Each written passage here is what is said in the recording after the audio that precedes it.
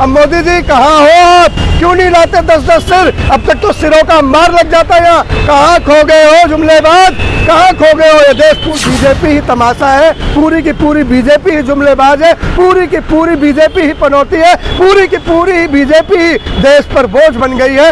इससे छुटकारा चाहिए तो मैं कहता हूँ आज का राम राहुल है नाम।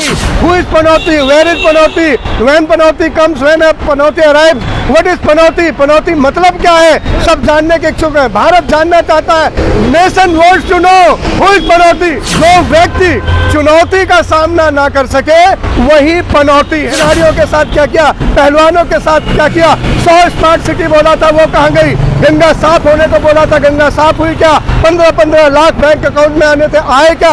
एक सिर के बदले 10 सिर लाना था, आया क्या?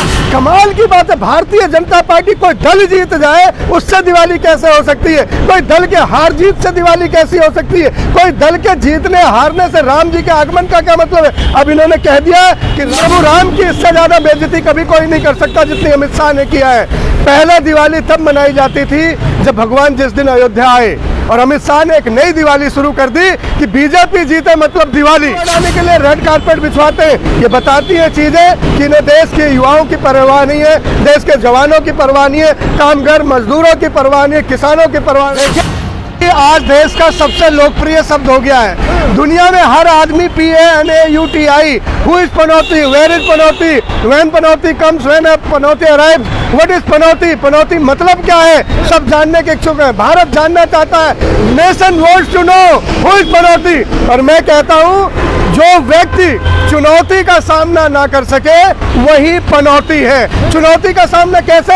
जब मणिपुर में बेटियों की नंगी परेड हो रही हो और 56 इंच का सीना पत्थर हो जाए, जब मेरे किसान भाई बंधु गाजीपुर बॉर्डर और सिंधु बॉर्डर पर एक एक करके काल के गाल में समा रहे हो और बैठा हुआ 56 इंच का पत्थर सड़क के सिंधु बॉर्डर तक भी ना जाए तो वो पनौती हो जाता है। मेरे देश की बेटियां जिन्होंने देश का स्वाभिमान तिरंगे का मान बढ़ाया, जब जंतर मंतर पर आती है और उनके सीने पर बूट रख दिया जाता है और प्रधानमंत्री वहां जा भी नहीं सकते, मैं इस स्थिति को पनौती कहता हूं। मैं पनौती कहता हूं कि जो आदमी सस्ती चीज को छू ले और वो महंगी हो जाए वो पनौती है। देखिए कंगना रनौत का भी एक बयान आया था कि मोदी जी जो चीज छूते वो सोना हो जाता है। मैंने कहा सही कहा आपने कंगना जी, आप ही सही मतलब में मोदी का मजाक उड़ाती हैं।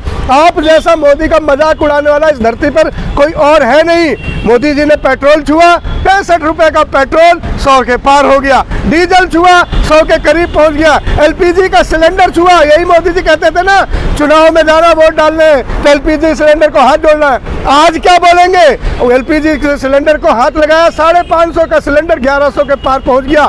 नून मिर्च दाल घी शक्कर जिस जिस चीज पर मोदी जी की दृष्टि पड़ी वही चीज सोना हो गई, गरीबों के प्लेट से, गरीबों के थाली से छिन गई। इसी चीज को मैं कहता हूं कि कभी भी कोई व्यक्ति पनौती नहीं है, कभी भी कोई चित्र पनौती नहीं है, उस व्यक्ति का चरित्र उसे पनौती बनाता है। और जो जो चरित्र है आज इस सरकार के और मोदी जी के, वो उन्हें साबित करते हैं कि वो क्या है। आप देख लीजिए कि जब भी देश को जरूरत पड़ी, जब जब देश को जरूरत पड़ी मोदी जी की, तब तब मोदी जी का सीना देश के काम नहीं आया। न जवानों के, न किसानों के, न पहलवानों के, न गरीबों के, न काम करने वालों के, न देश की बेटियों के, न देश के नौनिहालों के। तो इस 56 इंच के बोझ का हमें करना ही क्या है आखिर? ये अमित शाह को कैसे पता कि चाइनीज प्रोजेक्ट की गारंटी नहीं है? क्यों पता है उन्हें? क्योंकि उनका उनके साथ व्यापारीकरण है। क्यों पता है उनका उनके साथ भाई बंधु का रिश्ता है? क्यों पता है कि अभी एक रिपोर्ट आई कि पता नहीं कितने गुजराती लोगों को इन्होंने एक डील करके चाइना से छुड़वाया था। अभी खबरें वो देख रहा हूँ। इनका चाइना से इतना गहरा रिश्ता है क्यों?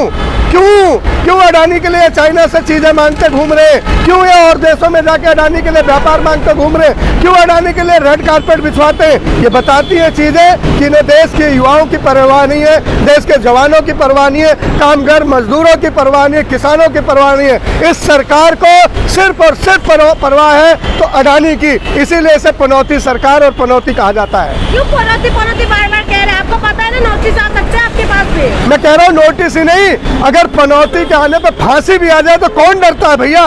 देश बड़ा है कोई व्यक्ति, अगर मेरे मर जाने से, मेरे चले जाने से, मेरे फांसी पे लटक जाने से देश से पनौती चली जाए तो मैं तैयार हूँ, लेकिन ये पनौती जानी चाहिए, खुशियाँ आनी चाहिए। जहाँ जहाँ ये गए साहब, इनका कर्म बताता है कि देखिए स्कोर बोर्ड क्या बता रहा है।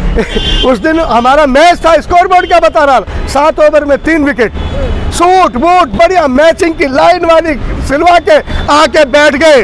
किसके साथ?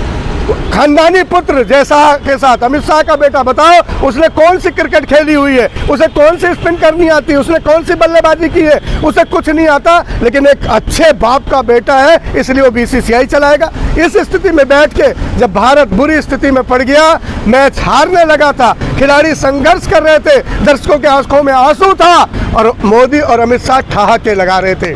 उन्हें भारत के हार जीत से मतलब नहीं था, उनके आंखों में आंसू नहीं था, उन्हें दुख नहीं था, उन्हें भारत के जीतने की पीड़ा नहीं थी, उन्हें सिर्फ अपनी सब्जबाजी करना था। लेकिन उस दिन भी क्या क्या चीजें अहमदाबाद में तैयार थी, बड़े बड़े होर्डिंग, बड़ी बड़ी गाड़ियां, खिलाड़ियों का उस दिन तमाशा बनाना था, जुलूस निकालना था। और अगर भारत जीत जाती तो जुलूस सिर्फ अहमदाबाद में नहीं, जयपुर में भी होता, हैदराबाद में भी होता, जहां जहां चुनाव होता वहां कैप्टन रोहित की सेना को घुमाया जाता और वोट बटोरा जाता। ये तो भगवान की दया थी। मैं तो कहता हूँ भारत को जीतना चाहिए था, न जाने कौन पनौती आ गया कि भारत हार गई। तो 3 तारीख को दिवाली बनाने जा रहे हैं अमित शाह। अब अमित शाह ने दिवाली और राम के साथ बहुत घिनौना मजाक किया है। प्रभु राम की इससे ज्यादा बेइज्जती कभी कोई नहीं कर सकता जितनी अमित शाह ने किया है।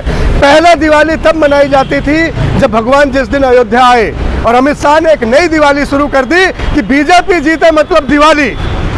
कमाल की बात है, भारतीय जनता पार्टी कोई दल जीत जाए उससे दिवाली कैसे हो सकती है? कोई दल के हार जीत से दिवाली कैसी हो सकती है? कोई दल के जीतने हारने से राम जी के आगमन का क्या मतलब है? अब इन्होंने कह दिया कि राम भी इनके लिए सिर्फ एक आराम का और सामान की चीज है, प्रचार की चीज है। और अमित शाह ने तो राम को बेचा ही है चुनाव में। मध्य प्रदेश के चुनाव में आप तो थी वहां जून जी, उन्होंने कहा था कि मध्य प्रदेश में अगर बीजेपी की सरकार आएगी तो राम मंदिर में हम मुफ्त का दर्शन कराएंगे। ये राम को बेचने वाले हैं, ये राम को बदनाम करने वाले हैं, ये राम के गुल्लक से चोरी करने वाले हैं, ये राम के चोर हैं। ये राम के नाम पर सत्ता में आकर देश का गला घोट रहे। यही राम के गुल्लक से चोरी, राम के नाम को बेचना, अपनी पार्टी के जीत को दिवाली बनाना, यही तो पनौती है। और देश में पनौती क्या है भाई? जो चुनौती से ना लड़े वही पनौती। 22 तारीख को राम मंदिर ओपन हो जाएंगे तो ये मुद्दा क्या 24 के लिए गरमाएंगे फिर से?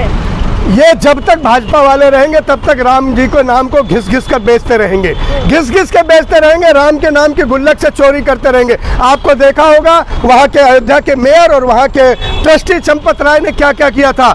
कौड़ियों की जमीन लेकर राम जी को करोड़ों में बेच दी उस ट्रस्ट को। आपने वो चोरियां भी देखी हैं। ये गुल्लक चोर है राम जी के, ये राम जी का अपमान भी करेंगे, राम जी के नाम का खाएंगे भी, राम जी के नाम को बदनाम भी करेंगे और राम जी का पीछा तब तक नहीं छोड़ेंगे जब तक राम जी इन्हें सजा नहीं दे दे। वक्त आ गया 24 में, अब ये राम भरोसे नहीं चलेंगे। ये महंगाई की मार पर इन्हें जवाब देना होगा, इन्हें रोजगार पर जवाब देना होगा, इन्हें जवाब देना होगा कि भारत के लोगों के साथ क्या किया, किसानों के साथ क्या किया, खिलाड़ियों के साथ क्या किया, पहलवानों के साथ क्या किया।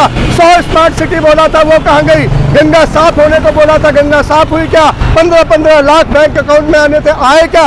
एक सिर के बदले 10 सिर लाना था, आया क्या? अभी भी जम्मू कश्मीर में और डोडा में हमारे जवान शहीद हो रहे हैं, आतंकवादियों के हाथ बली हो रहे हैं। लेकिन मोदी जी तो कहते थे एक सिर के बदले 10 लाएंगे। अब मोदी जी कहाँ हो आप? क्यों नहीं लाते 10-10 सिर? अब तक तो सिरों का मार लग जाता है। यहाँ कहाँ खो गए हो जुमलेबाज, कहाँ खो गए हो? ये देश पूछता है आपसे। अब देख लीजिए, पढ़ने नहीं जाएंगे, किताब लेके बिटिया नहीं जा सकती, लेकिन जेवर लेके जाएंगे ताकि बिटिया लुट जाए। अमित शाह ये चाहते हैं कि लुटेरों की मौज हो, बेटियां लूटी जाए, बेटियों के साथ अत्याचार हो। क्या गृह मंत्री ये चाहता है? एक तरफ मुख्यमंत्री कहता है कि बेटियां सुरक्षित नहीं है, योगी जी कहते हैं कि 8 बजे के बाद किताब मत लो, पढ़ाई मत करो, कोचिंग मत जाओ, घर में कैद रहो, और इधर गृह मंत्री कहता है गहना और जेवर पहन के जाओ। सच्चा कौन और झूठा कौन? इन दोनों में से एक तो झूठा है, एक तो झूठ बोल रहा है और मैं कह रहा हूँ ये पूरी की पूरी बीजेपी ही तमाशा है, पूरी की पूरी बीजेपी ही जुमलेबाज है, पूरी की पूरी बीजेपी ही पनौती है, पूरी की पूरी ही बीजेपी ही